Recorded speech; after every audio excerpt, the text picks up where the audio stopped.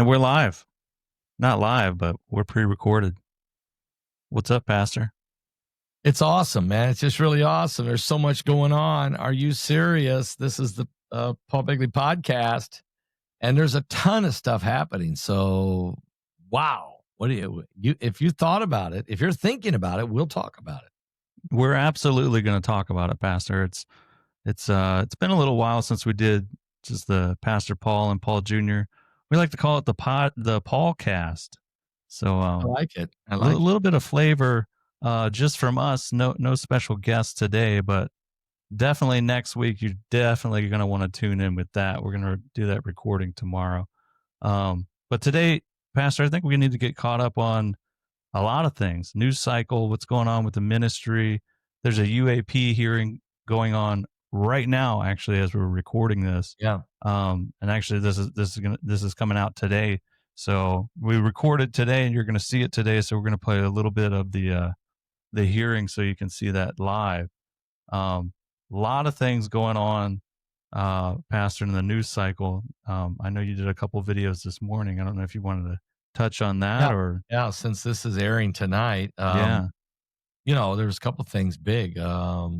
One, the Comet or Atlas 3I, which Avi Loeb refuses to call a comet yet, because what's coming off of this thing, besides the fact it's the size of Manhattan and it's traveling at 140,000 miles an hour, which is way faster than anything else that's ever come through our solar system.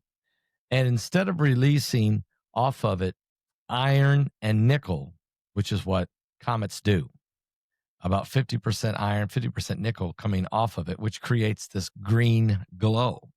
Yeah. Instead, what's coming off of it is no iron at all, just nickel and cyanide. It's about 90% nickel and 10% cyanide. Okay? Yeah. But now it is turning green. I'm going to try to bring that up while you're talking about that. And they Avi Loeb, of course, just did a report on that this morning. I actually read it and used it in my interview. I mean, in my video I did this morning. I did a video called Disclosure. Yeah. But that's what he talked about. And he still says it's not a comet yet, but it is turning green. But he said that doesn't mean it's a comet. It still could be something else because it's not using the right components. Its makeup is not that of a comet. Its speed is not that of a comet. And it's still anti-gravitational acceleration. But it's starting to form a very small tail. Very small. Okay? So So what we're showing here is this is actually Avi Loeb's, it's kind of like a blog. It's on medium.com. Hubble Space Telescope shows a diffuse glow ahead of 3I Atlas. Where's the picture at? Maybe this isn't his most updated one. Oh, I thought he did one this morning that has an updated picture.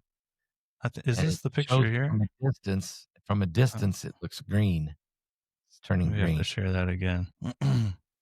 If you go to Avi Loeb Medium, I don't know if that's it or not. This is the one I clicked on though too. But it's starting to slight tail and turning green. Yeah. So it's, in my opinion, it's probably going to end up being some type of a comet or a different type of interstellar object, nothing that we've ever seen before. Not like your typical comets that are in our solar system. This comes interstellar. It's coming from somewhere else. So it's got a different makeup. It's going to roar right through. It's not nickel and iron. It's nickel and cyanide. It's way faster than anything else. It's bigger than any comet we've ever had. Way faster, than anything we've ever had. Yeah. And it's not the exact component, but it is starting to get a green glow because nickel and cyanide does create still a green glow. Interesting. Yeah. So it would be you'd have to name this thing a different type of comet, or give it or identify it as it's not an asteroid, it's not a meteorite, it's not a comet, it's this. Right. Whatever that is, whatever they finally want to determine that is. He still says you better keep an eye on it because of its nuclear release of nuclear nickel 63, because of the component. He's saying, guys, that could still be a spaceship that's nuclear propulsion is nuclear. Yeah. Okay. And from our episode we have with Dr. Loeb, I find his method of researching interesting and open-minded, which I think is kind of what we're looking for a lot in a lot of the guests that we have, but especially researchers, I think that it's important to have that sort of open-mindedness. And I think probably Dr. Loeb realizes more than likely, this is going to end up being a comet.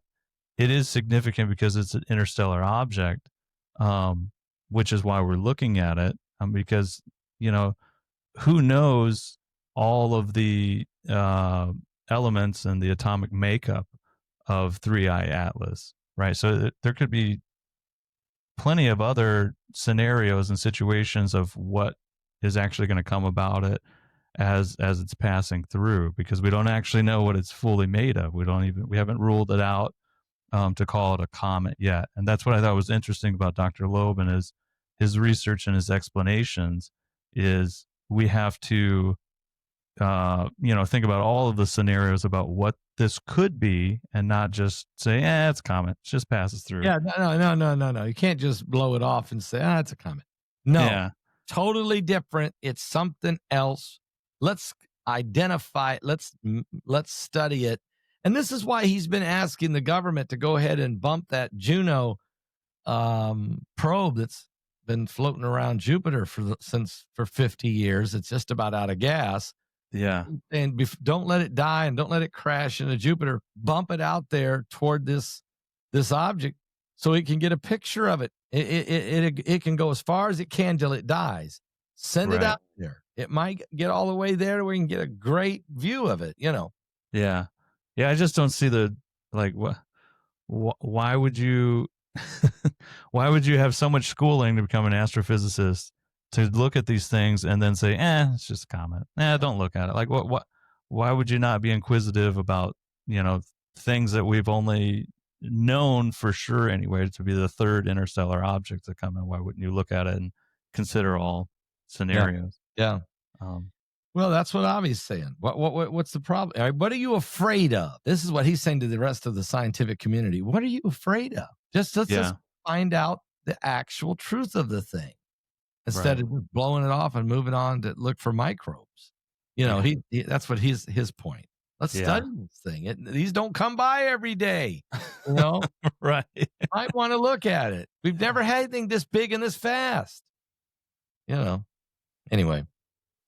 Well, Pastor, I wanted to go with some of this is a little bit, I guess you would say, outdated, but not really. I feel like unfortunately, these headlines, they come and then 48 hours later, they're gone, which I think is part of the problem, honestly.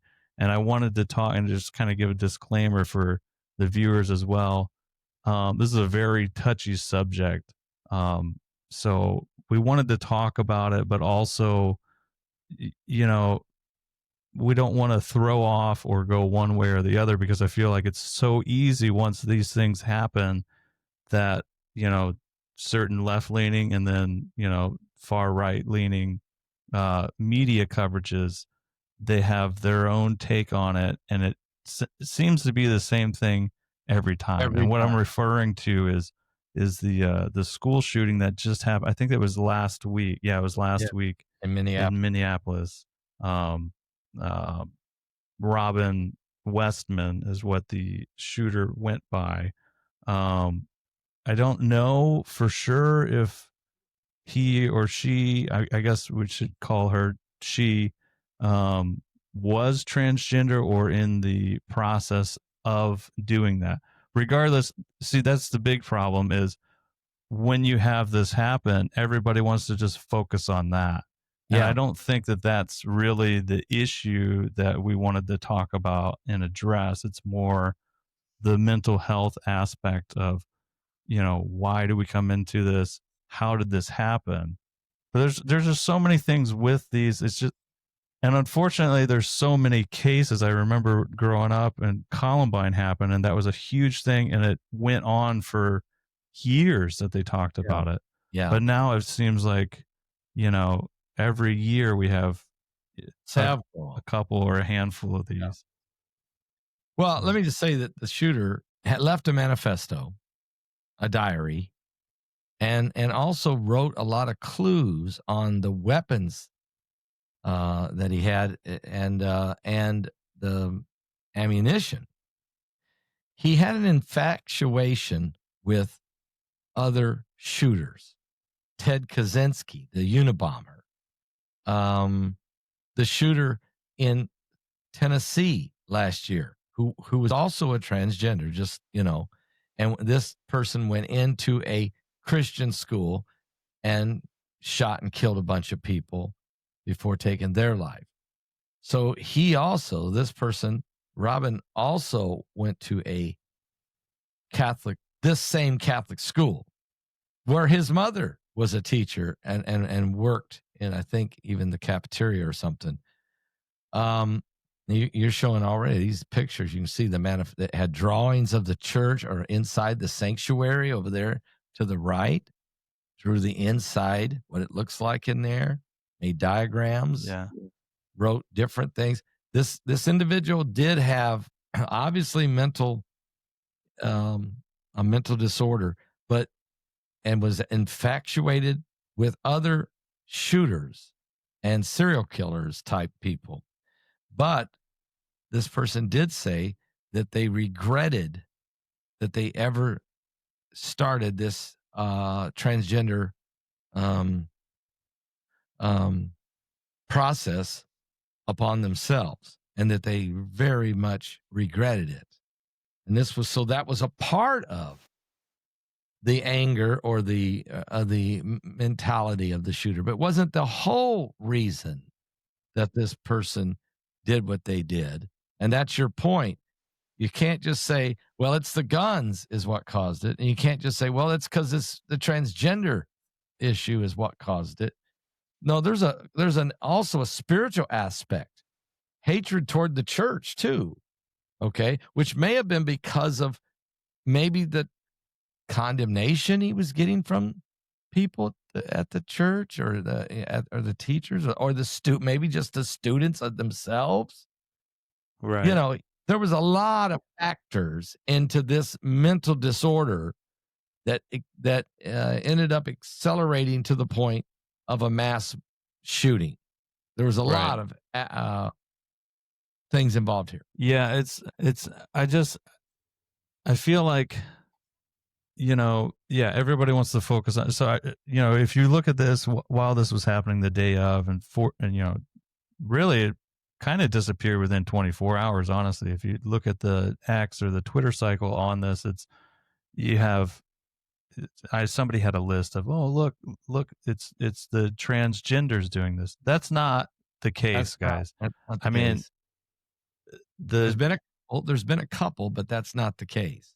Right. And that's a horrible way to try to view a terrible event that happened. Terrible events that have happened too.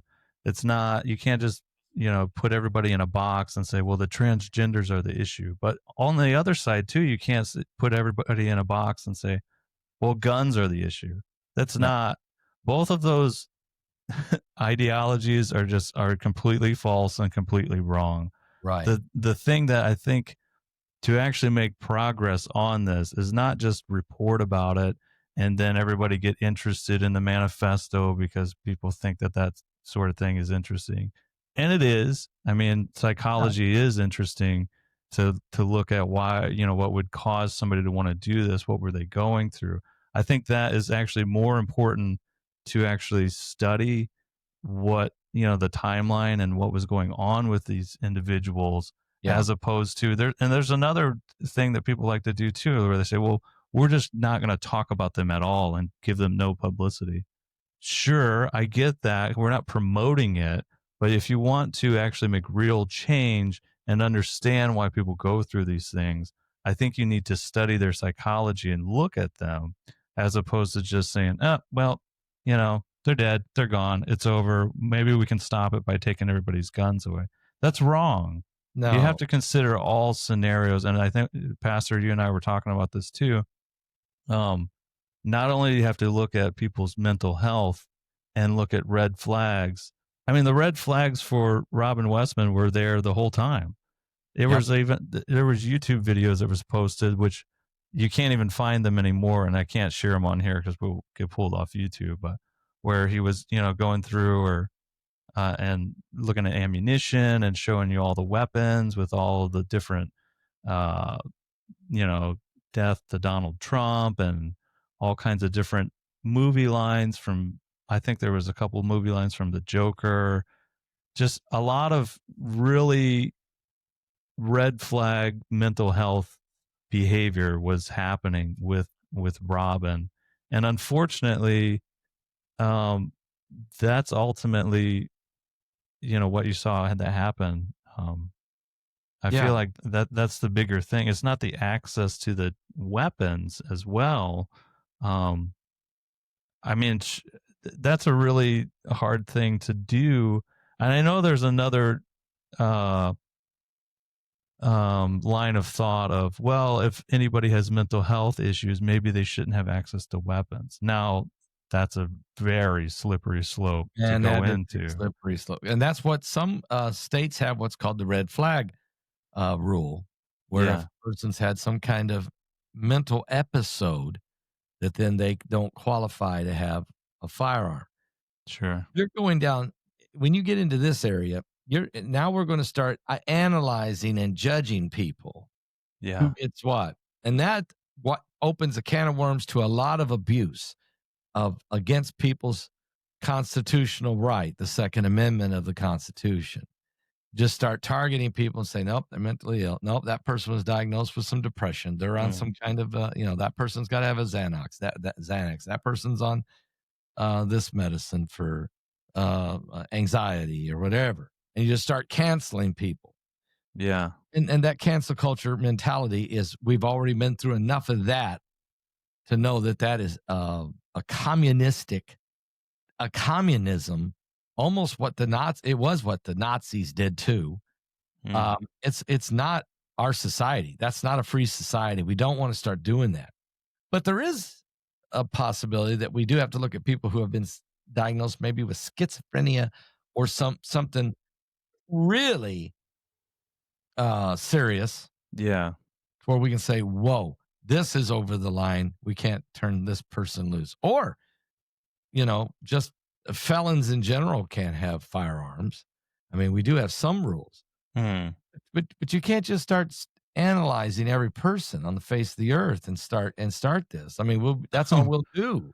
Well, yeah, because pretty much nobody would have access to anything then. Because Right. uh, most of you watching this probably realize, you know what? Not everybody. That's not true, but probably the majority of Americans have some sort of, even down to anxiety or Yeah. depression. That's technically a mental disorder. It's anxiety or depression or Right. bipolar, or we can go for a few that people live every day with, and people in our audience are listening to right now who have these different small things that get treatment for.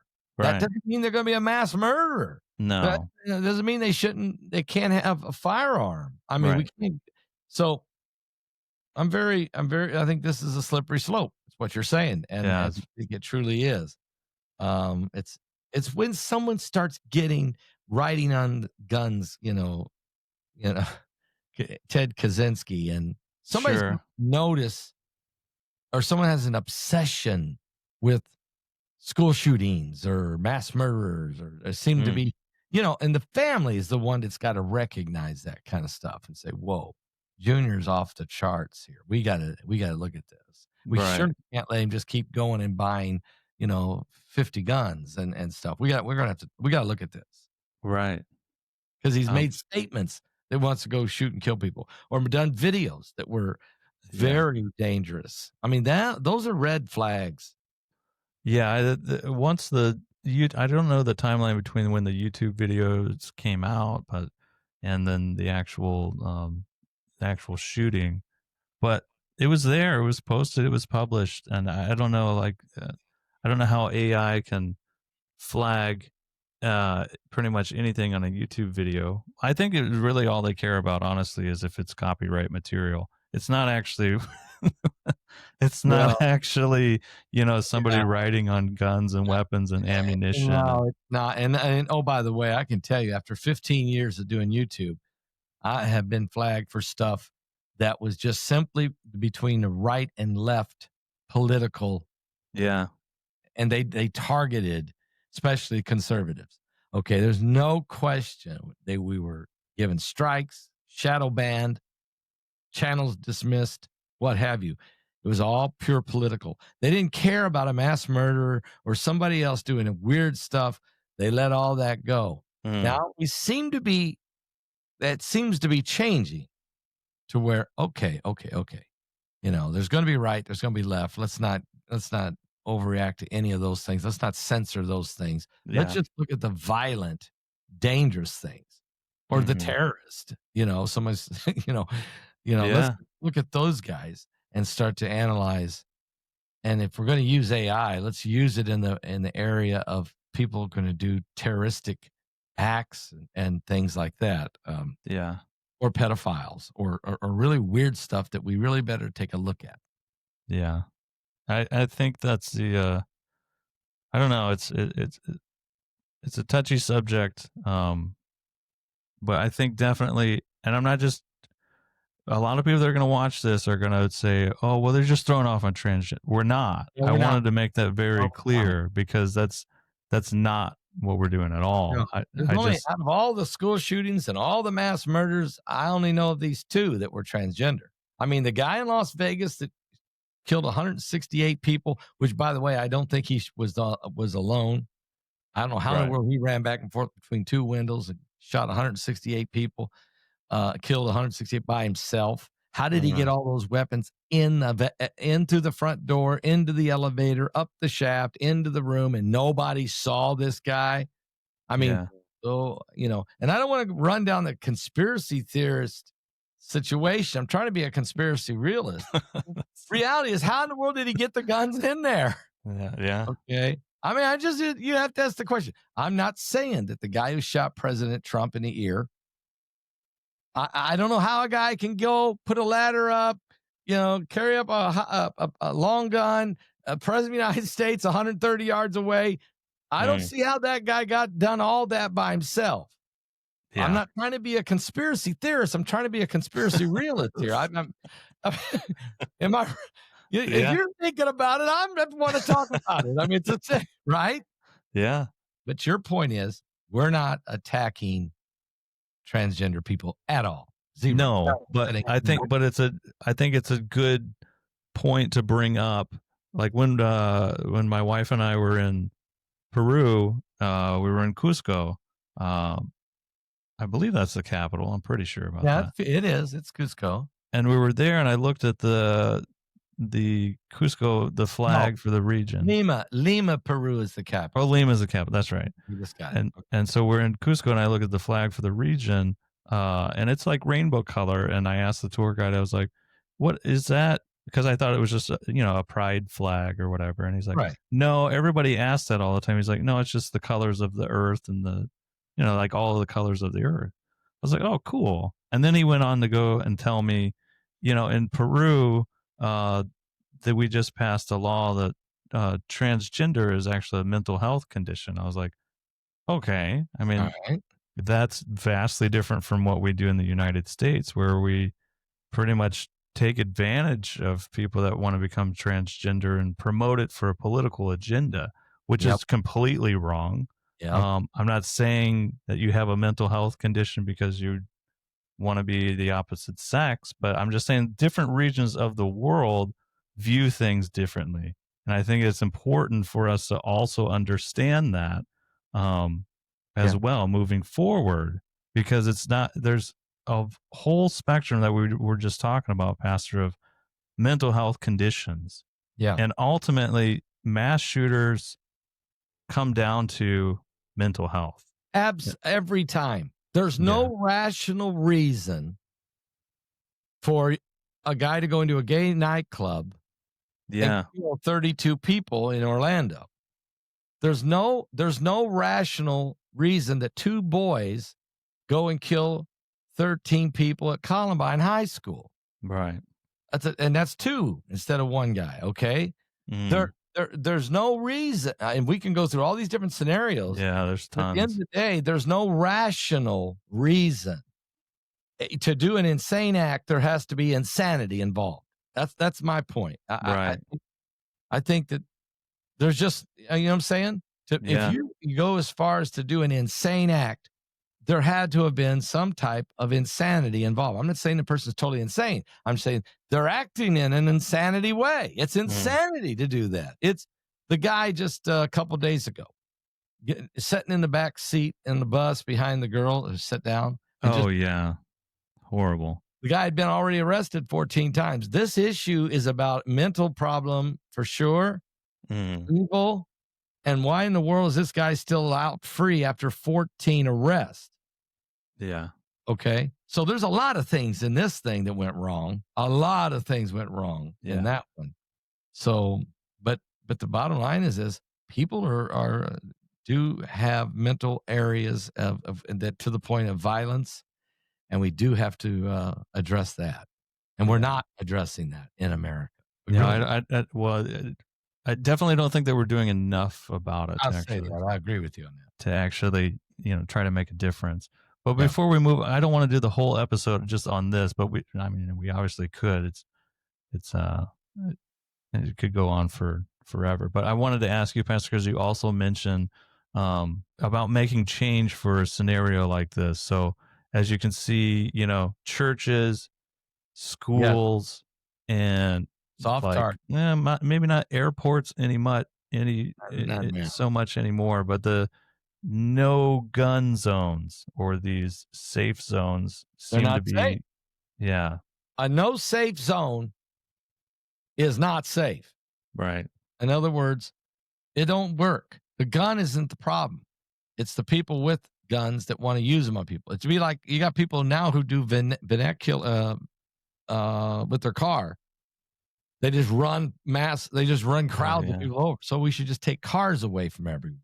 That don't make sense. No, we got to determine why this guy's doing what he's doing. What's his ideology? What is his, mental condition? Obviously, there's a combination of things involved in why people do these insane acts. But I'll say this, that I believe that churches and schools are what we call soft targets, because kids can't come to school packing guns, but the kids are the ones that are the target. So it just should, to me, every church and every school in America should have a armed security guard, at least one, everyone, so that mass shooters, if they get the idea they're going to go barging into a church or going to go barging into a school and kill a bunch of people, they need to know in the back of their head they're going to first encounter somebody armed. Right. And maybe more than that. Maybe there's an armed security guard and there's two other teachers in the classrooms who have legal right to bear an arm, and just in case they get past the first guy. Okay. Sure. Same thing in our church. I know at our church here in Florida, we actually hire a deputy sheriff. They send us deputy sheriffs who wait at the front door. They're at the front door. The car sits in the parking lot right in the front. You have if you're coming in here to do a mass shooting on this congregation, you will encounter an armed police officer first. And then I can tell you, there are several parishioners packing. So this is the wrong church. This ain't the right one. You want to go to some soft, and that's what I'm saying. We don't want any soft targets. Right. Okay? There shouldn't be any. And and then you think about actually implementing it. Now, I think teachers, first of all, don't get paid enough for anything, honestly. So I wouldn't put that on them unless they volunteered to do something like that. I agree with you. Yeah, but it's really not that hard to implement arming a school resource officer. No. I mean, put it in the budget. Just put it in the budget. They waste more money on stuff you wouldn't believe. Put it in the budget. Security has got to be a part of the education process. Yeah. And while you're at it, give the teachers a raise too. And give them a raise while you're at it. And the same thing with the police. I mean, and then in the church, there's no reason. People should have the right to go to their house of worship and not worry about getting shot. No. Neither should children that go to school, public schools. It is a responsibility of the state, of the government, to arm somebody, an officer, at every school in America. I mean, this is like easy. I would just say that, but we have people who are saying, no, we don't want any guns at all. It's too late, baby. You know how many guns are in America? It's way too late. Matter of fact, if you're a communist regime thinking about taking over America, in whether you're foreign or domestic, it's too late, baby. You're gonna encounter massive amounts of Americans who have the right to defend themselves, and they will. So think about another option, because that's not going to work. And so I just want to say soft targets. We have to eliminate soft targets. We can do it. No problem. Absolutely. Well, I mean, so with that, Pastor, though, so let's move on to our next headline here. Okay. Trump's crime response, right? So speaking of, doing something about crime that's been around, and everybody just says, oh, best wishes, and I'm so sorry, and prayers. Trump's trying to do things in multiple cities, which I'm not so sure he has the jurisdiction to do. Not sure he does either. And I'm also concerned a little bit about the slippery slope again, about what this could end up leading to. Yeah, this is, I mean, we have to admit that there's two schools of thought. One is there's been so much crime, so much shooting and murdering in especially our major cities across America. We should have the ability to say, what we're doing isn't working. It's completely out of control, and innocent people are being shot and murdered, and gangs are drive-bys, and there's all kinds of stuff happening. So we know this is a problem. Let's just say we got a problem. Now, how do you deal with the problem? Trump is saying, look, this has been a problem for a long time. Nobody's ever done nothing. Okay? Nobody's done nothing. So I'm just going to go ahead and bring the National Guard in, and I'm just going to stomp crime out. Okay? I'm just going to do it. And, okay, he's right. Nobody's done nothing.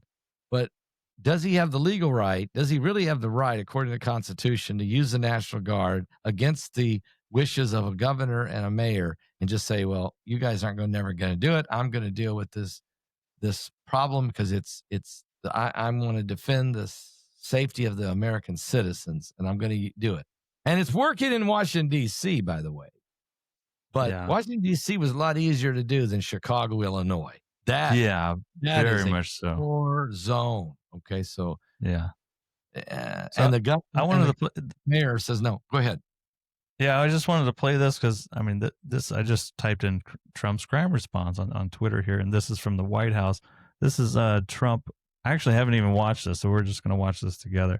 This is Trump's take on the guy that you just mentioned, the Charlotte guy on the bus. For far too long, Americans have been forced to put up with Democrat-run cities that set loose savage, bloodthirsty criminals to prey on innocent people, really very, very innocent people.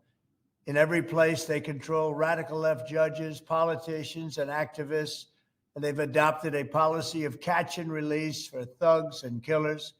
In Charlotte, North Carolina, we saw the results of these policies when a 23-year-old woman who came here from Ukraine met her bloody end on a public train.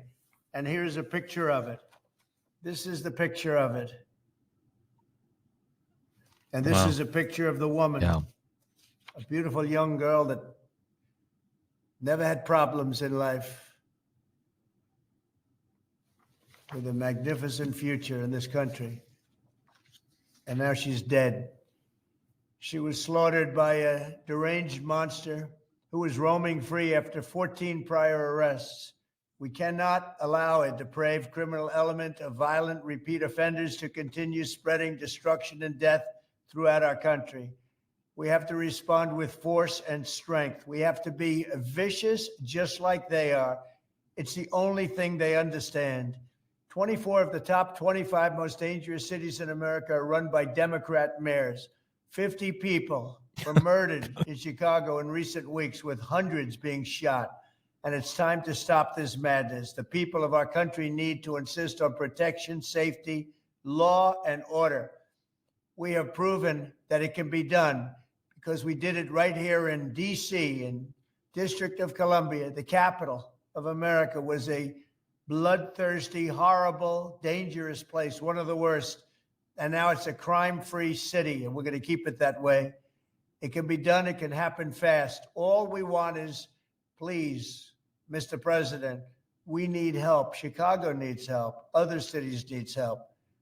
We'll do what has to be done because we're going to make America safe again. And that includes our big cities. We're going to make those cities safe. Thank you. Okay. So there's Trump for you. Powerful statement by the president. Okay. And he made a very important point. He said, look, the District of Columbia is under federal government. So he did that one first because he knew he had the authority to do it. And he got the support of the mayor. Not at first, but then she embraced it. And it worked. Now he's saying in that speech, I heard him say, all you got to do is ask. We need help, Mr. President. Did you hear him say that? Yeah. That was him saying to the mayors and the governors, just ask me. I want to come in and help you. So he's not saying he's coming whether they ask or not. He's sounding like he knows he needs their cooperation. It would be much better. And maybe he also knows legally he needs their cooperation. Yes. And he's frustrated at the murder and the violence. And it's not just about the law and order on the street, but it's the district attorneys and the judges and the no cash bail and the ideologies and the sanctuary cities and all the different ideologies that fester this a society of uncontrollable violence with no accountability for the violence. Right. And then so the president's saying, this is insanity. We had to fix this. So, but can he do that? Does he have the legal right to roll in the National Guard and drive it home? Because the problem here's the fear. The last thing I want is a police state.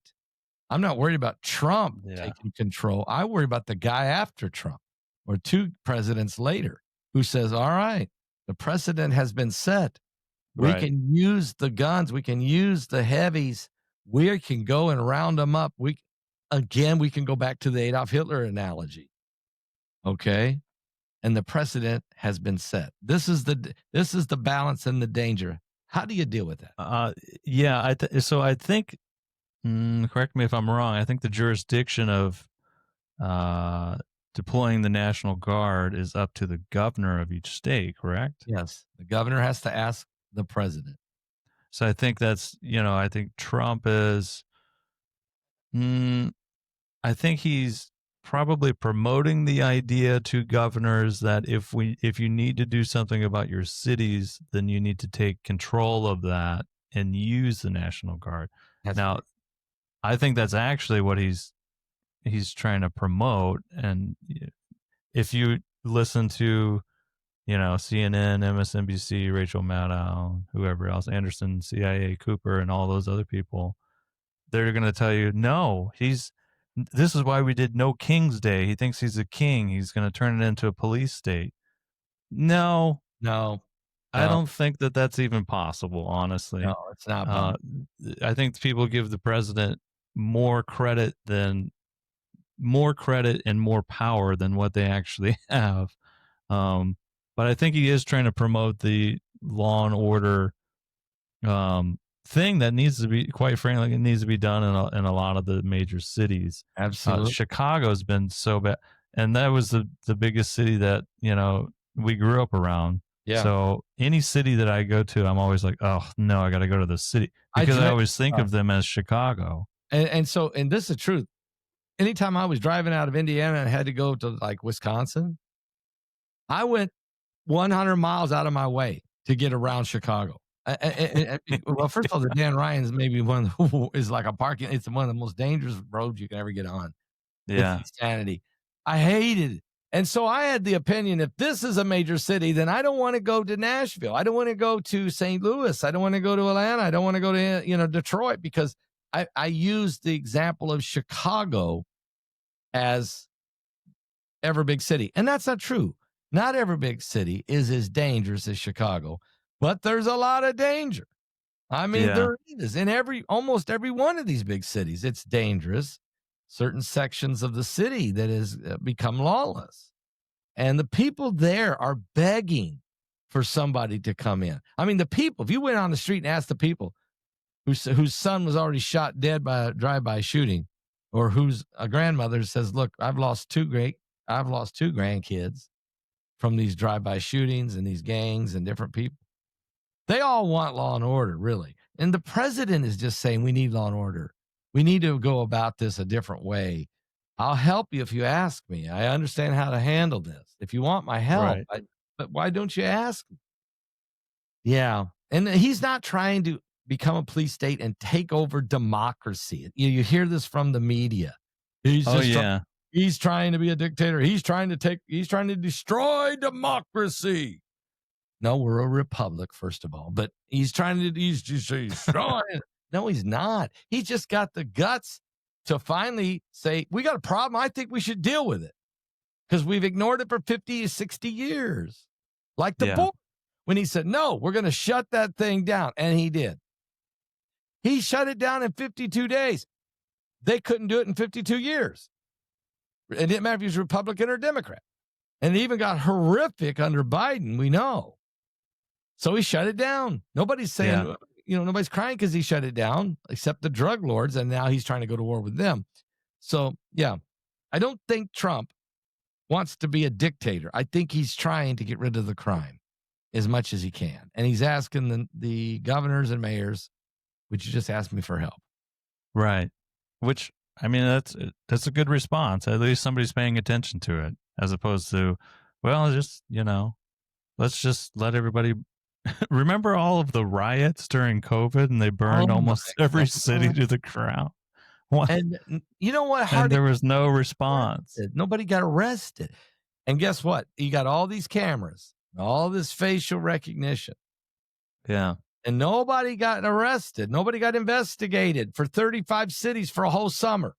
Right. But Jason, mostly peaceful protest. Mostly. It was the most violent time in our history. Outside of the Civil War, it was horrible. Yeah. Now J6. And that was, that they did use the technology there to prosecute 1,800 people. I'm just saying, if you're going to use the technology to go back and look at videotape and cameras to prosecute 1,800 people during what was probably a mostly peaceful protest, then I think you have to look at those 35 cities through that summer and say, you had to look at that and say, there at least had to be 200 people per city that was absolutely destroying things, and you deal with them. But that didn't happen. Mostly peaceful protest. Mostly peaceful. So and then January 6th was well, I forgot all the quotes about it. That was what was that? The worst attack? Did Biden say it was the worst attack on democracy since Civil War? Yeah, that's what he said. That is not. That's accurate. not true. No, it's not true. And they forget about they forget about what was called the Weather Underground and Bill Ayers. Yeah. And he had his group go in there and blow up the bathroom in the Capitol and kill 3 people. Nobody even talks about that. Matter of fact, Bill Ayers is the one who helped Barack Obama start his presidential campaign in his basement in Chicago. Bill Ayers was the one, it was his house. Yeah. Nobody ever talks about that. So, I think that we got to get a handle on this situation. Well, and I'm just going to say, because everybody's thinking it, so we'll probably talk about it. I'm not a conspiracy theorist, guys, but January 6th seemed awfully convenient for the timing of the election. Just oh, it was very convenient, wasn't it? Where's the cup? You got the cup? Oh, you're not a conspiracy theorist. You are a conspiracy realist. I can see that. I got to get you a cup, okay? I don't know who sent me this cup with a matching T-shirt, but man, I love it. And I don't see any trademarks anywhere on that. So if you don't care, if you don't mind, and you never told me who you were, it was anonymous, but I love it. I got to get some cups made like this and maybe put Jesus Saves over here, on there too, because I always want to put Jesus on somewhere on the cup as well. But this is a great cup. It really is. So you're saying you're not a conspiracy theorist, just a J6, you're a conspiracy realist? Yeah, I don't, it just seemed awfully convenient, honestly. Yeah. But I don't know. I just. All right. Let's move on. Well, hold on. I got one thing to share with you, though. Let's see. Okay. If it'll share. You hear that? PBT? Nope. Paul Begley Technology? Oh, I should I've be had sharing. that a lot. Not sharing. Yeah. Remember, folks, sharing is caring. Oh, here it is. You got it? Oh, here we go. What happened? You got to hit the button. Oh, here it is. It's just slow. Hit slow play. on Hit the trigger. Play we have to have sound too. We need sound on that thing. Let me try this again. Hang on. You said it this part. I think this is important. Let's see. Share audio, select a tab or screen. It's very important. Oh, there you go. I think I hear something trying to. I just think, Pastor, I just think we need to hear this one more time here, though. Okay. And we don't know everything that Elon Musk has done with his high technology ass. Mm-hmm. We don't know what he's being accused of by some, as it may relate to the election. But we're not going to give up. I'm not going to give up. That's not even the right one. Not even the one that we don't know what they have. We don't know what they have on us. have to come back and find them. What they have on you. Oh, so what do they? What should they? How many things could they have on you? We don't know. oh my God. Help me, Jesus. Sorry. All right. Yeah. I have to find that one. What the hell on us? Anyway, so next, yes. RFK Jr. All right? Okay. So I bring him up a lot because, well, first of all, it's interesting to me, but also the head of HHS really, after you witnessed through 4 years of tyranny during COVID, the head of HHS is probably really the second most powerful person in the United States. So that's why I bring up RFK Jr. quite a bit, because you got a maverick in there at HHS. This has never happened before. It's usually, who's the most of the time people don't know who the heads of departments are. You don't even know their name. Because they kind of just come in, follow. They're bureaucrats. They just follow who's next in line. Oh, okay. Yeah. And then we don't even know who they are or what they're doing. A lot of the times, the HHS is just the revolving door of, well, who's the new secretary? Okay, great. All right. Now they're going to go work for Pfizer or, some whoever, some big pharmaceutical company or vaccine company, which is exactly RFK Jr.'s point, right? He's never been for this. He's always been labeled a conspiracy theorist, anti-vaxxer, yada, yada. I mean, and when they got his appointment for HHS secretary, that made everybody that's been attacking him his whole career extremely upset about him. And I think it's great because for a little while he was getting his feet when he was first starting.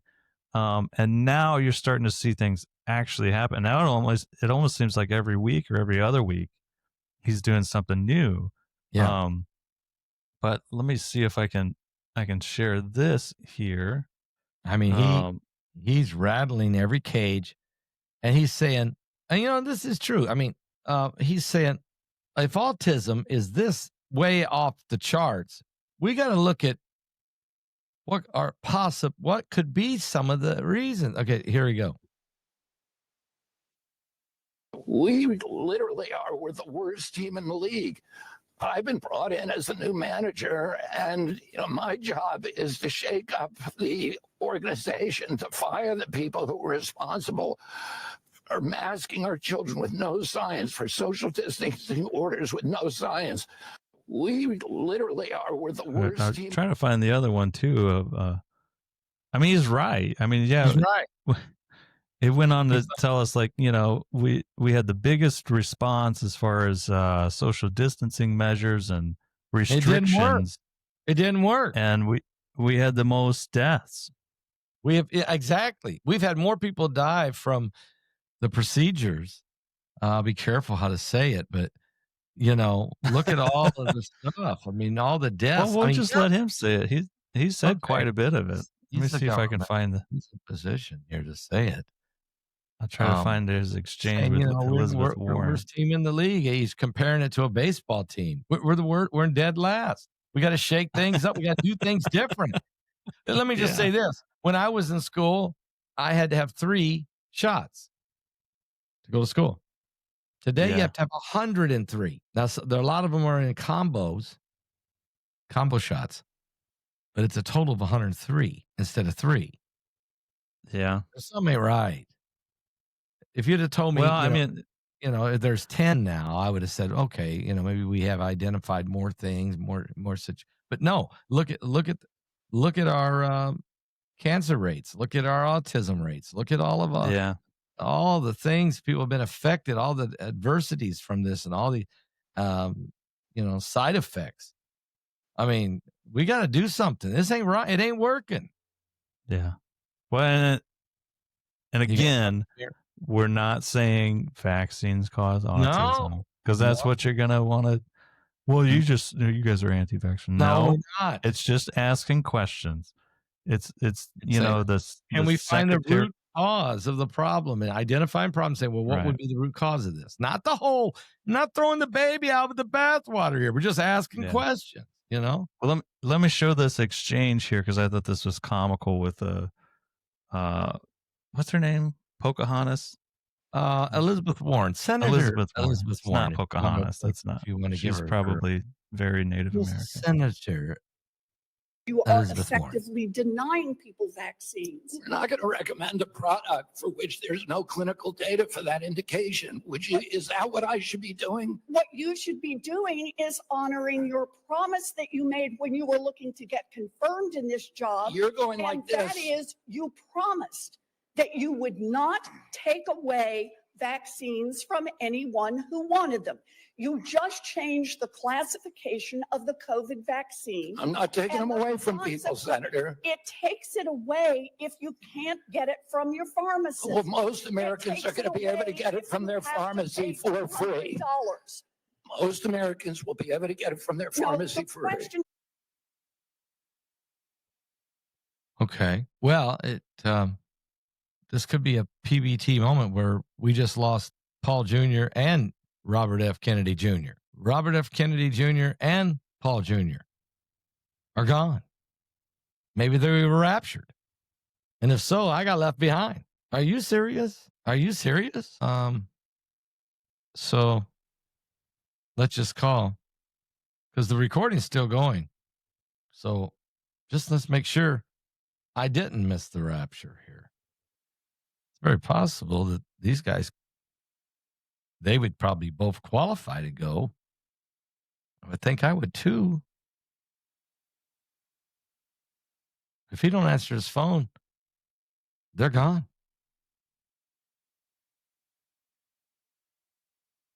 Dog? Are you still here? Yeah, it says I'm trying. I don't know why it says it's trying to reconnect. Well, I'm live. It says it's still recording. I can see the counter going. I'm live. You and Robert F. Kennedy Jr., both of you guys were raptured or something. You both are gone.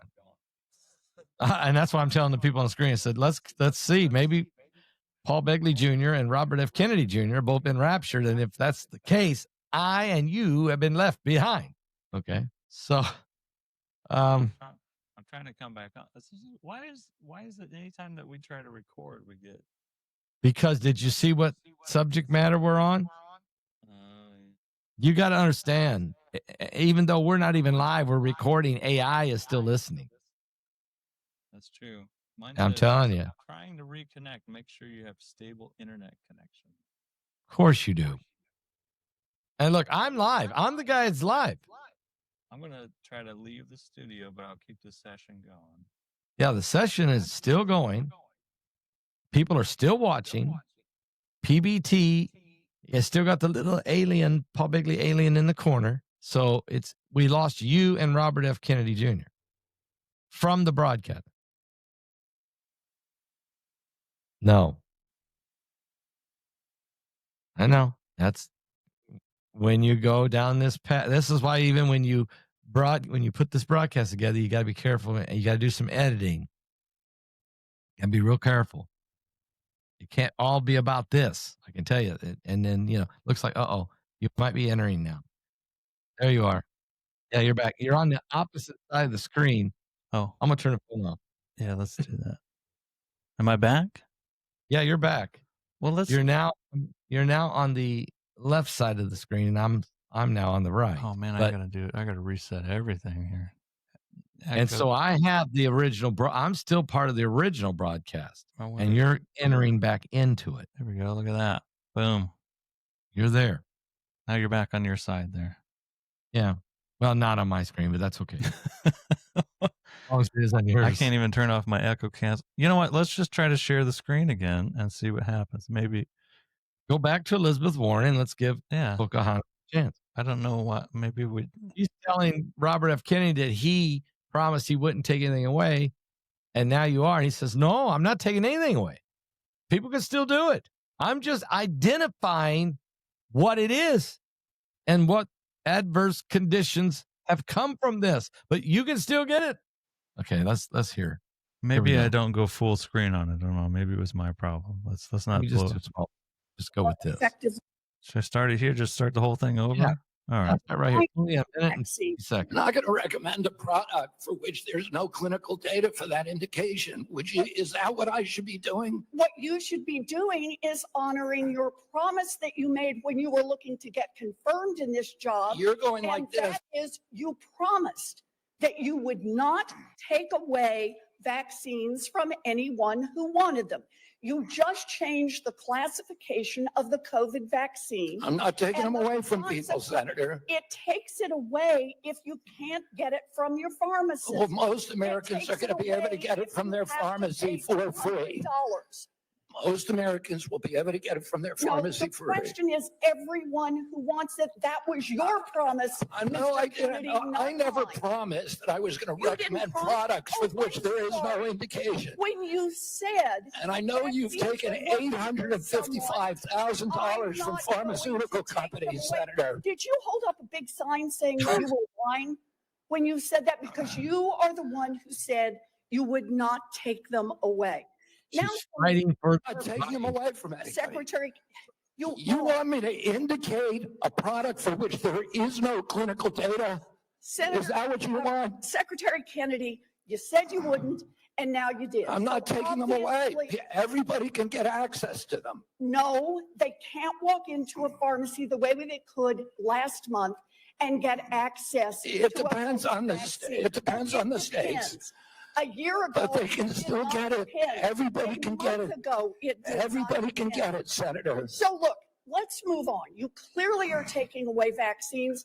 I've seen the list for what's coming up next, and so what she's upset about is that the governmental mandate he is taking away, but he's not taking away your option if you want it. Right. And what he was saying is according to the state. Right. And he's leaving it up to the state to decide. He's saying this was never federally approved by the FDA, by the way. Yeah. And guess what, Senator? And he should have said this. 85% of the American public don't want it right now. Right now. They did a poll. 85% said no.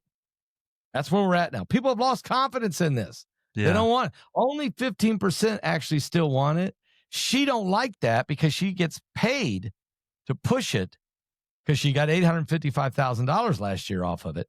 She knows that if he don't mandate it on 100% of the public or try to, that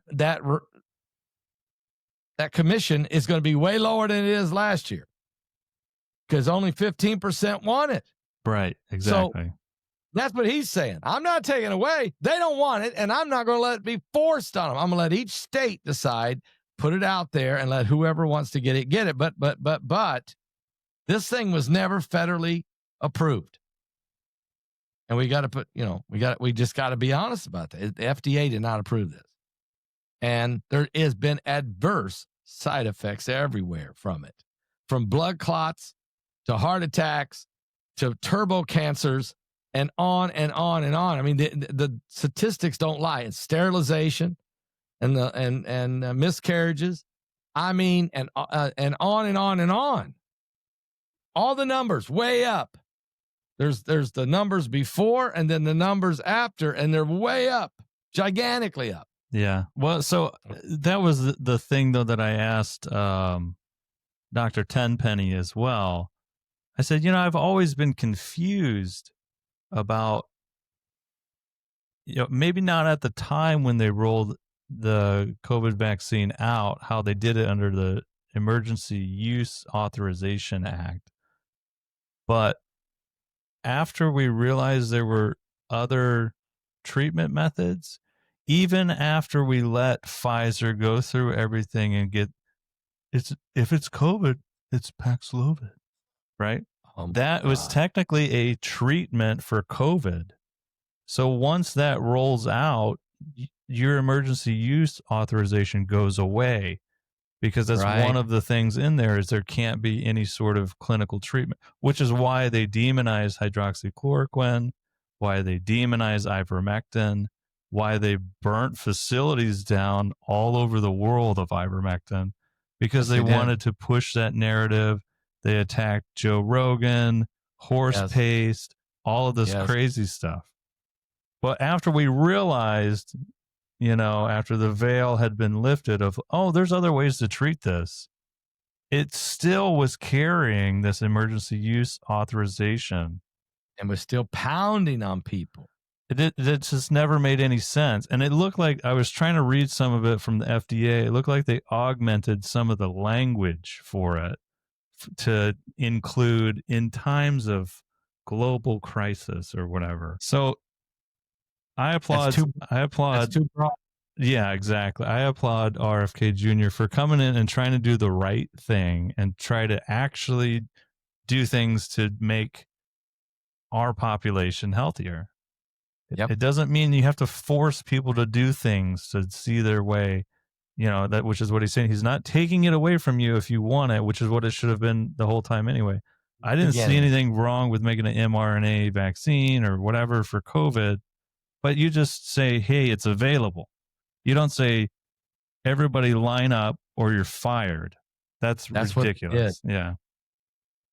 And they made billions of dollars off of it, and they don't care about the side effects, even when they knew the side effects, even when they saw the side effect.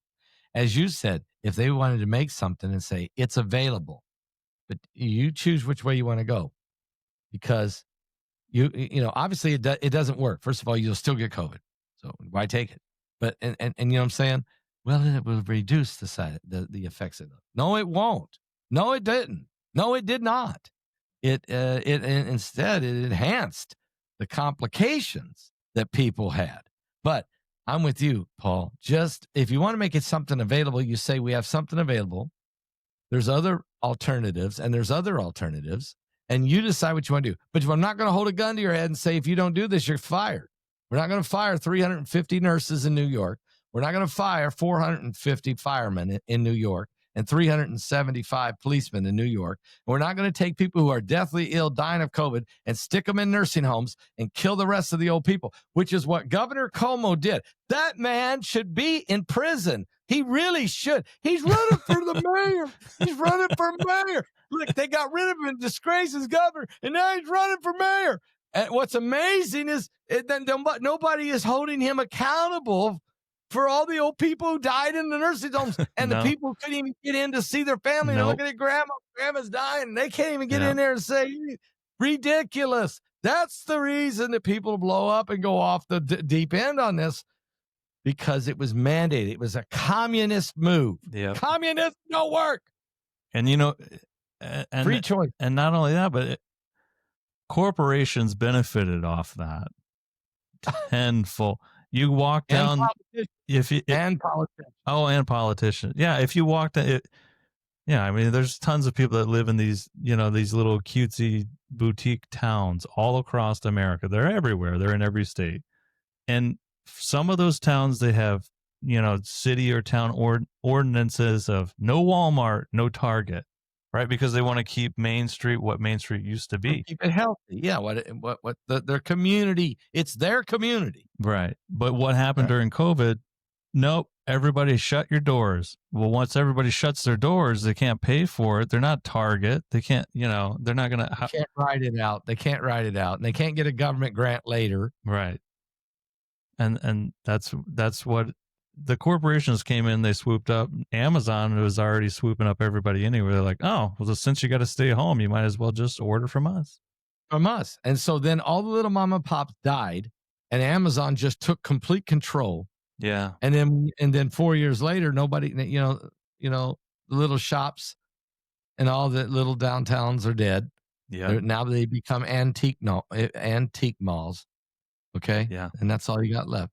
And it's pitiful, but you're calling it out. There was a global consensus, not only to force this on the people, but to shut down the Americans' individualism and property ownership and ownership of your own businesses, and to make you become part of the herd that's going to have to follow you know, you do it this way or you don't buy or sell. I mean, look at it from a biblical standpoint. If you look at this from a Bible prophecy standpoint, this was the precursor to the mark of the beast. This actually was the system. I'm not saying it was the mark of the beast. I'm saying it was how it's going to work. It was a test run, and it works. So they can do this on a global scale. Mm-hmm. I'm telling you, it was, you talk about loss of freedoms, my Lord. And so now RFK Jr. is fighting back. Trump is fighting back. Other people are going to fight back. Okay.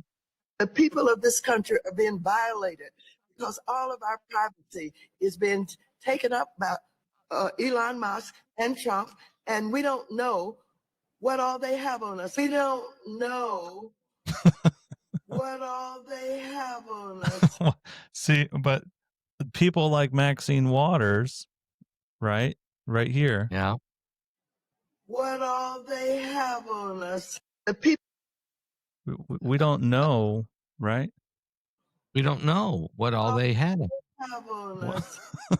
People like Maxine Waters, who, you know, these people have been around. Forever. These people have been around in government forever, and we can't get rid of them. Well, no, and once a crisis like COVID comes into play, just like Rahm Emanuel used to say, never let a good crisis go to waste. Go to waste. They just took advantage of it. Well, let's see. Let's see how many shops we can close. Let's see how much investment opportunities I can make off of. You know how many churches closed the first year of COVID? 15,000. Wow. Because those are little bitty churches with 40 people, and they just built a brand new addition for their Sunday school and whatever, or somebody just built a church, whatever. They went under. They all went under. 15,000. So it was churches. It was businesses. It just all across the board. Yeah. Little small farmers died, and big corporations come in and swooped in and took everything over. And everybody just took advantage. Rahm Emanuel never let a good crisis go to waste. They just took advantage of everything. Invested in Moderna, invested in Pfizer, right? Yep. We're still, for some reason, Senate and U.S. representatives are able to have all of this information and know what's going to pass and know what's going to happen. Yep. And that's still why they make millions and millions off of the stock, because they know what's getting ready to be instituted. It's the Nancy Pelosi, the Pelosi system. Yeah, the Pelosi tracker. It works. If you really want to be in the stock market, you just got to follow Nancy Pelosi, what she buys and sells. Yeah. And I don't know if you can get access to what she buys and sells. No, they have it. I think I found it once before. It's the Pelosi tracker. It's the one you want to have. But so going on right now, Pastor, and actually, I don't know if it's over yet. The UAP hearing, which I'll have to go back and watch all of it. George Knapp was there. It was kind of spearheaded by Representative Anna Paulina Luna. But there's this video right here, congressional hearing at UAPs. A video was shown of a MQ-9 that was tracking an orb off the coast of Yemen. The second MQ-9 fired a Hellfire missile at it. It shows a direct hit on an egg-shaped UFO and has zero effect on it. So I think this video is better here. Now, again, this is just right on Twitter, right as we're doing this. I'm just scrolling so you guys are seeing it. I don't know. You haven't seen it? So here we go. I haven't even watched it yet. So this is a new UAP video, MQ-9 Reaper, drone firing a Hellfire missile. It's the same thing. So I think this is coming from the hearing. I haven't watched the hearing yet. But here's the video. That's the orb. There's the orb. There's no audio on this either, so it's tracking an orb. It looks like a gun camera, and boom, they hit it. Boom, it moved it. And then let's see. It looks like it's falling. It's falling into the water. This is when it zoomed out, so you can still see it traveling. Yeah, there it goes. So it didn't kill it. So, Mr. Knapp, this is from George Knapp's testimony. Have you heard about events like this? So okay, so that's I guess that's part of George Knapp's testimony here. Let's see if there's anything else in here. There's a U.S. Army veteran. Listen to this guy. Listen to this guy, because I haven't heard him either. The duty enlisted capacity from 2010 to 2013. I've also been employed with BAE Systems and Intrepid Solutions as a senior analyst, expert in analyzing video, radar, and advanced electro-optical imagery for official identification of aerial order of battle, as well as naval and ground order of battle. I'm a federal whistleblower, having testified to both the ICIG and ARROW with direct firsthand knowledge of and experience with craft and technologies that are not ours and are reportedly operating without congressional oversight. Because of my direct knowledge of the reality of certain legacy UAP programs, my professional career was deliberately obstructed, and I have endured sustained reprisals from government agencies for over a decade. From 2011 to 2013, I was stationed at Langley Air Force Base, Virginia, conducting 24-hour operations via manned and unmanned aerial vehicles for Special Operations Forces in the global war on terror. During the summer of 2012, my team was on standby for weather, and I returned to my barracks on base, and at approximately 01:30 I saw an approximately 100-foot equilateral triangle take off from near the NASA hangar on the base. The craft interfered with my telephone, did not have any sound, and the material it was made of appeared fluid or dynamic. I was under this triangular craft for a few minutes, and then it rapidly ascended to commercial jet level in seconds, displaying zero kinetic disturbance, sound, or wind displacement. Some years after that experience, I was further exposed to classified information from the UAP legacy crash retrieval program through a sensitive position I held within a special access program. During this time, intelligence officers approached me in fear for their own careers, citing misconduct within these programs and similar retaliation that I was already enduring at this time. These issues include medical malpractice committed by Veterans Affairs staff, denial of work I performed while enlisted in the United States Air Force, forged and manipulated employment documents, workplace harassment, including colleagues being directed to not speak with me, manipulation of my security clearance by certain agencies, blocking, delaying, and ultimately removing my ability to be employed within the IC. Wow. The retaliation I face and the retaliation against individuals I know who worked in these programs is what convinced me in March 2023 to become a whistleblower. I came forward out of concern for people's lives and to ensure I did everything I could to let our elected representatives know the truth about what is really happening in the executive branch. So I'm not going to play the whole 6 minutes of there, but you kind of got a taste. Wow. Yeah. So again, Pastor, you and I haven't. Go ahead. Go ahead. As I said, again, Pastor, you and I have not watched this fully yet because we're kind of recording while it was happening. But this is just some of the clips that are coming out for it. But go ahead, Pastor, what were we going to say? The fact that I'm glad you played that clip because I had read where he said that a 100-foot triangle craft that was silent, that interfered with his phone, hovered over him, and was fluid or dynamic. It was not what we have. It was a different technology. The thing was like a fluid, what does that mean? I mean, it was moving, okay? And then when it left, it accelerated at jet speed or higher, which is nothing that we have. We don't have anything like that. So he's saying, what is that? And so he's reporting that he's seen this thing and knows this thing, and he began to be harassed on the job. He began to be and simply because he reported that this craft was there. Whether it was alien, whether it was U.S. DOD, black budget, fallen angel technology, I don't know what it was. Whatever it was, he shouldn't be getting harassed over reporting what he saw. Right. But you see, this is what's going on here. So there's a couple things they're doing. This was a UFO or a UAP for sure. Mm-hmm. Unidentified aerial phenomenon or a unidentified flying object. There's no question it was that. But why is he being harassed for it? Right. Is the question. Well, I mean, it's not surprising. I mean, I feel like that's what part of the difficulty of disclosure is because there's been such a, I can't stand to use this word, but there's been such a disinformation campaign by certain areas of the U.S. government to hide this, right? And now, is it for the protection of the people? I'm sure you could make a case to say that.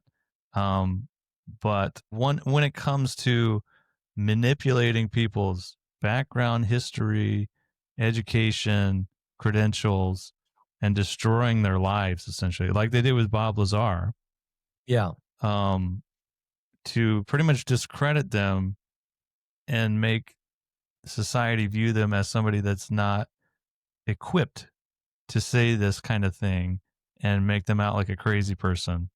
So that way you make an example out of people, and then you scare everybody who's ever seen anything or knows any information to never talk about it. That's why disclosure is so hard, because it goes farther than just, yeah, we have information of this. Yeah, we have biologics. Yeah, we have video. It's like, no, but we've also ruined a lot of people's lives in the process of hiding it. Right. So I think that's what makes it difficult. And that's what, even before this was happening, Representative Luna was saying there was some, I forgot the gentleman's, I don't want to say the wrong person, but they were in the skiff, which is, I forgot what it even stands for.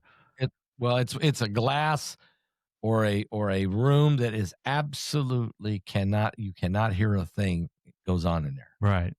Multiple layers of protection, for top secret or whatever your credentials are, to be in the room with each other so nobody can hack into it. Right. But she was saying there was weird. She was having conversations with the people in there, and then they didn't really give the details of it, but the police had to be called for one gentleman. I forgot the gentleman's name. I don't want to say the wrong person, but here's another video. I just want to show probably one more of George Knapp testifies on Robert Bigelow's attempt, which Robert Bigelow used to own the Skinwalker Ranch, if you've seen that, and made a lot of discoveries there, which are still sealed and classified information on behalf of U.S. government as well. Yeah, so Robert Bigelow was in possession of Skinwalker Ranch, which is in Utah, and I actually just started watching that show. It's very interesting. It's very scientific. I was reluctant to watch it at first because I'm one of those skeptics of aliens, UFOs. But it's very scientific. Very scientific. So Robert Bigelow was in possession, and everything that they discovered from it is classified information, so it's not even released. I'm sure the government has access to that information, or somebody does. But anyway, so George Knapp testifies on Robert Bigelow's attempt to acquire physical evidence of UFO crashes from Lockheed Martin. So we'll just play this, see what Mr. Knapp has to say. The one name I do want to bring up in this session, though, is Robert Bigelow. So looking into the idea of crash retrievals and reverse engineering, while OSAP, that program, was active, the DIA's contractor, Robert Bigelow of Las Vegas, made a bold attempt to acquire physical proof of UFO crashes. It's been widely reported and suspected that Lockheed Martin is one of the contractors, the defense contractors, that has held this stuff, stored it away in secrecy, and tried to figure out how it works. I have confirmed on the record that Robert Bigelow and a trusted colleague from OSAP met with and negotiated with senior executives at Lockheed Martin and hammered out a deal wherein Bigelow's company, Bass, would receive a quantity of unusual material that had been stashed away and protected at a facility in California. That material was not made here. The one name I do want to bring up in this section. So there you go. So George Knapp, also alluding to, Robert Bigelow's company and Lockheed Martin, potentially having some sort of non-man-made technology or an artifact. Technology. Yeah. And, some people speculate, is that alien technology from another species, from another galaxy, or is it fallen angel technology, which we hear a lot, which the Bible says there was interaction with fallen angels in Genesis chapter 6. People are wondering just what was it? Obviously, there's something. Obviously, it's something. And it's not, as Knapp says, it's not from here, meaning not from Earth. Yeah. So, wow.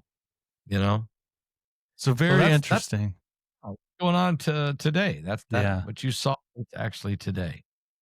So if you guys are watching this, that happened today. So if you're watching the podcast here tonight, if you haven't watched it yet, go watch it. I'm going to go watch it after I finish all the editing and everything for this episode.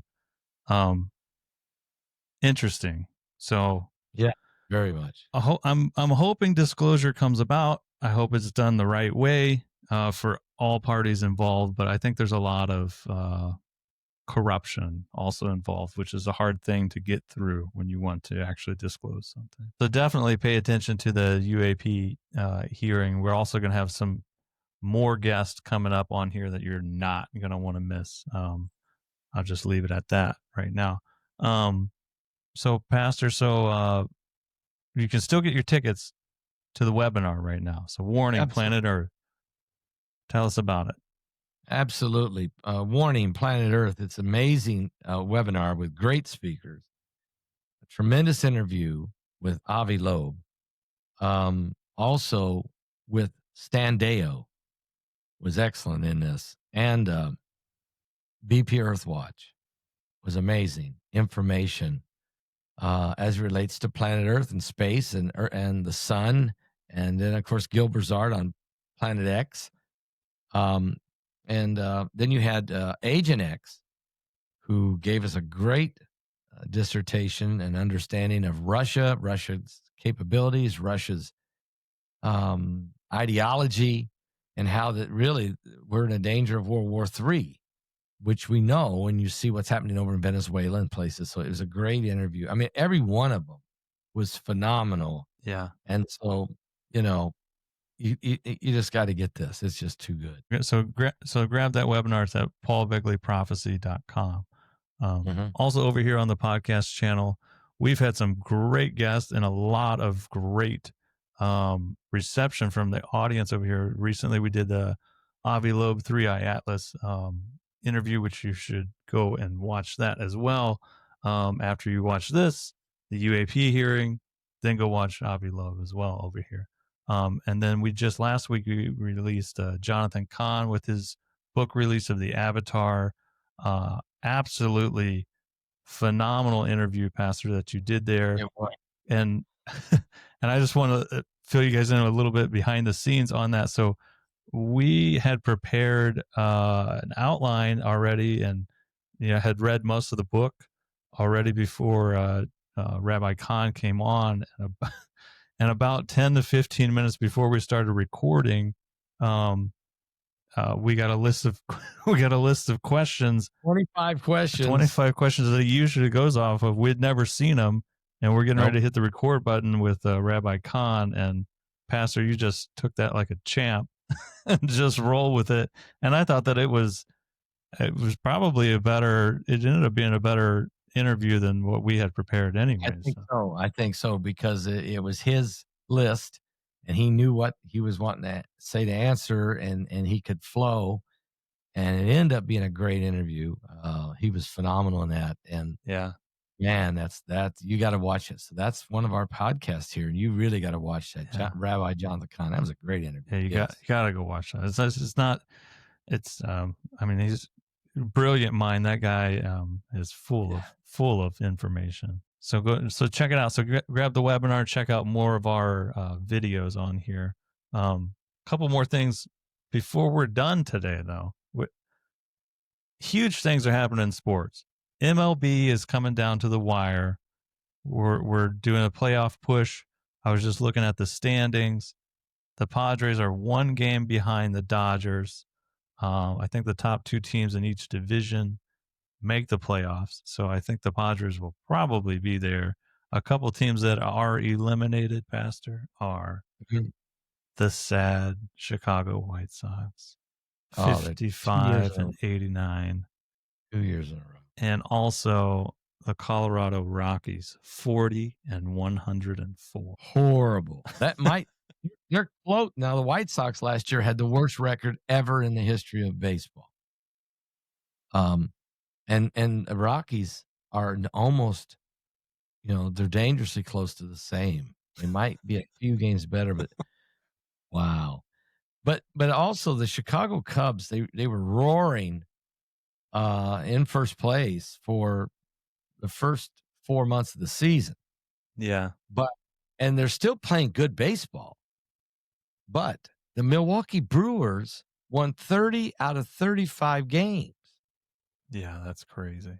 And what are you going to do when somebody goes on a streak like that? So Milwaukee Brewers, I don't know how many games they're up right now. But they're 89 and 56, so they're 7.5 games ahead of the Cubs. But if you look at the Cubs record, they're 81 and 63, which is actually better than the division leading LA Dodgers at 80 and 64, and also better than the Padres at 79 and 65. Yeah. So the Cubs at the moment would be the wild card team. Let me look at the wild card.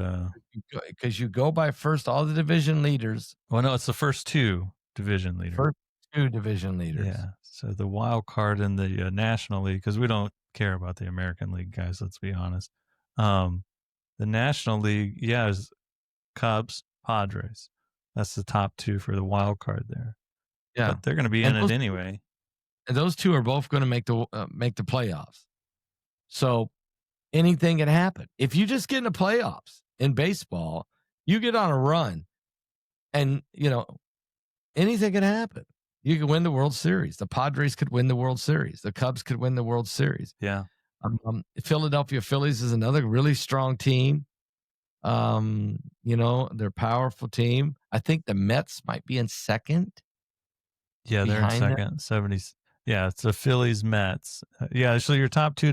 So again, we don't care about the American League because that's not. It's going to come down probably the Yankees and the Toronto Blue Jays, maybe the Astros. We know who the American League is. Okay. Yeah, but the National League is, before they made the universal DH rule, the National League still played real baseball until all of that happened. So anyway, so it's Phillies, Mets. These are the top two leaders. So Phillies, Mets, Brewers, Cubs. I don't want to say their name, but they play in LA, and then Padres. So it's going to be, and so are you saying all of those make playoffs in two? Yeah, I think that's how they do it now. The top two in each division makes it, and then I think there's might be one more wild card, so that'd be 12. I can't remember how they do it. So it's going to be interesting. I look forward to the playoffs. I always love watching the baseball. It really comes down to pitching. It comes down to you have three great starters, because that's what it's going to, and a closer. If you've got three great starters, because they give some days in between enough that you don't need four. You just need three. And you need four during the season. You need three in the playoffs. Yeah. And whoever's got the best three arms coming into that playoffs, a lot of times that determines who's going to win this whole thing. Yep. So we'll be watching. Yep. But at the same time, the NFL just kicked off. The Colts won big. Okay. I mean, they killed the Dolphins 33-8. And I watched that game, and I just want to say right now, we have found the true Indiana Jones, the quarterback of the Indianapolis Colts. What a game! Daniel Jones on the Danny Jones. Daniel Jones is now the Indiana Jones. I'm serious. The Indiana Jones has arrived.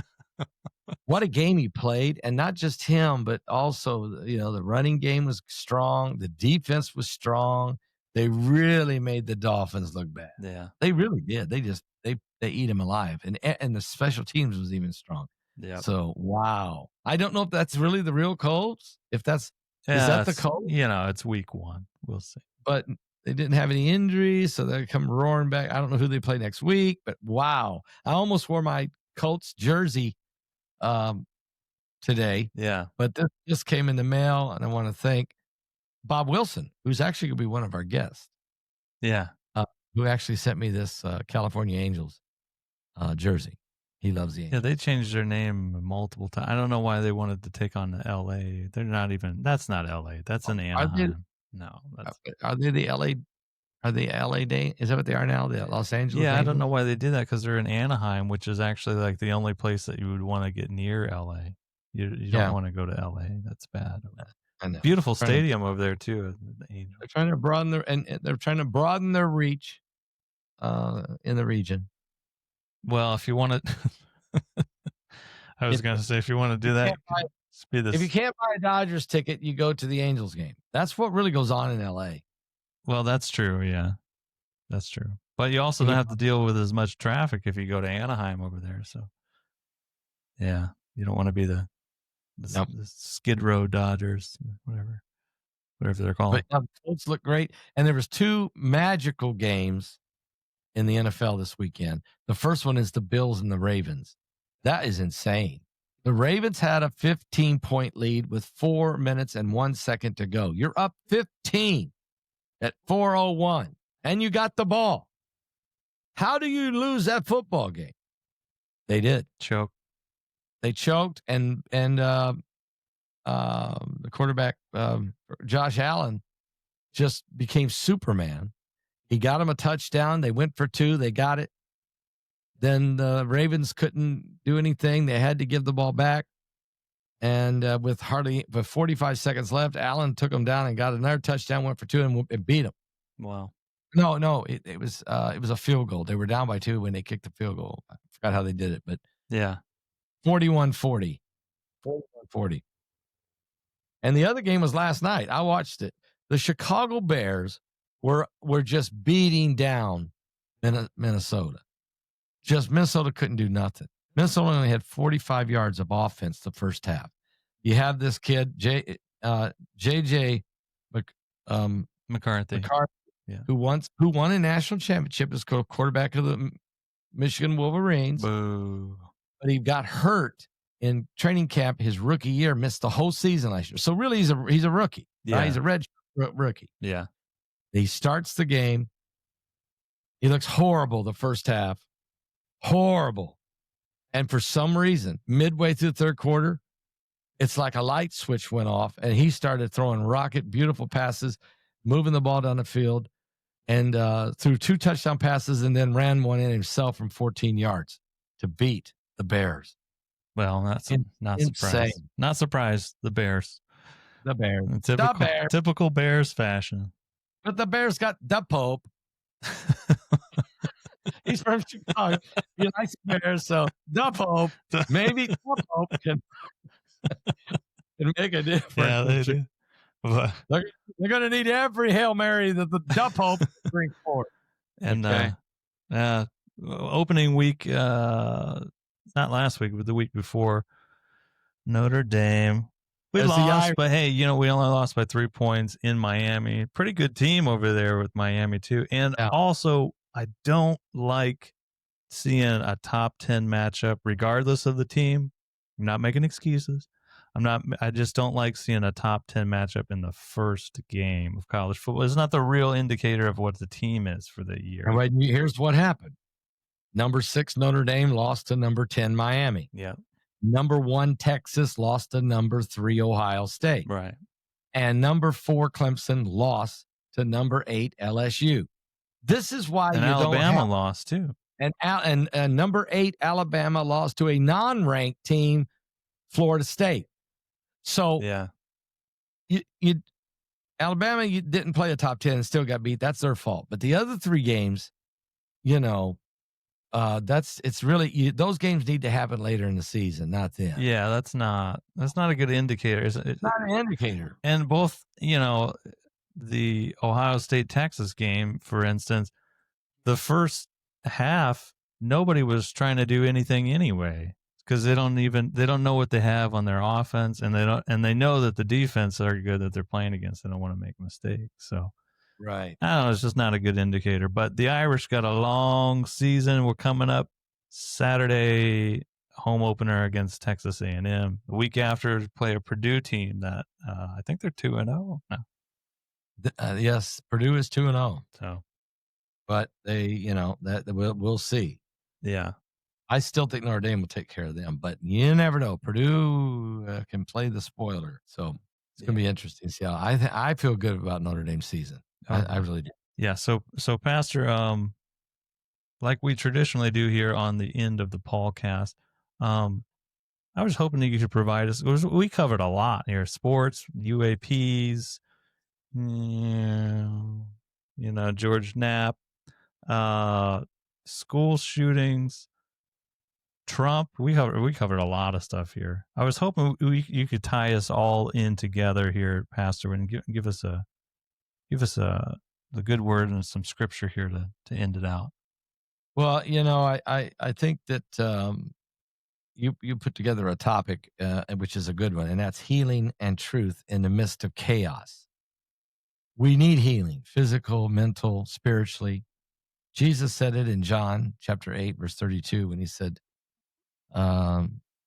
One scripture said, I am the way, the truth, and the life. Another place, the truth will set you free, will make you free. And whom the Son of Man makes free is free indeed. So we don't need to have a cover up. We don't need to have things masked. We don't need facades. We need to let Robert F. Kennedy truth. Okay. Whatever the subject is, we need whistleblower, truth, Trump, truth, the Bible. Jesus, though, is the truth. And so if you're having a struggle, not sure what the answer in your life is, look for the truth. It's in the Word of God. And David wrote in Psalms 34:14, he said, seek peace and pursue it. That's another thing. We didn't even talk about the wars in this podcast in Russia, Ukraine, or what's happening in the Middle East right now. But we are to be peacemakers if we can. The Bible says, blessed are the peacemakers, for they shall be called the children of God. So seek peace and pursue it, okay? With your neighbor, with your family, with your friends, with whoever your coworkers. Seek peace, seek truth, and then of course today we talked about mental health issues, especially with the shootings and different things happening out there and the crime. We need compassion for so many people who've been affected by. We need compassion for the mentally ill, which would certainly help probably prevent some of the things that has happened violently. We need to also realize that if you're in seats of authority, first of all, we have to respect authority, but those in authority need to respect the constituents as well. And I find that they forget that they are servants of the people, and instead of dictators of the people. They're not our rulers. They're our servants. They serve the betterment of humanity. And I think that needs to be reinstituted in our land. And of course, full just transparency. We talk about UFOs, UAPs. I like the fact that disclosure is happening. We need that. That's right. Of course, we even talk about sports and sport. What I love about sports is the concept of team, unity, working together for a common goal, not only on the field, but in life as well. Okay. Caring about each other, caring about your opponent. You're not trying to hurt them. You're trying to just compete. But at the end of the day, continue that. And I'm glad there's a lot of Christians now that are in sports that are being more free to speak. And I think it's really good. I love seeing the teams praying before the games and after the games. And there's a lot of good, sportsmanship out there. But so we like talking about sports a little bit because, the statistics don't lie. People who participate in sports have much better marriages, by the way. They do better in team building and when they get into the rest of corporate America or working somewhere. Sports, a team, if you've got good coaches, it really creates loyalty and unity. And then if you got Christ in your life, you really can build on that. Really can. So I think it's some really good stuff. So I think we had a really great program today. And so let's just seek peace and seek truth. Amen. Team Jesus, Pastor. Team Jesus, you'll make it. That's why I want the angels. Okay? That's true. I'm not the Red Devils. I'm not the demons today. I'm an angel in the outfit. Yeah. Okay. All right. Well, hey, thanks for joining us today. And then always come back every Tuesday night. PaulBegleyPodcast.com, PaulBegleyProphecy.com. We'll be here for you guys. And if you've thought about it, we'll talk about it. God bless.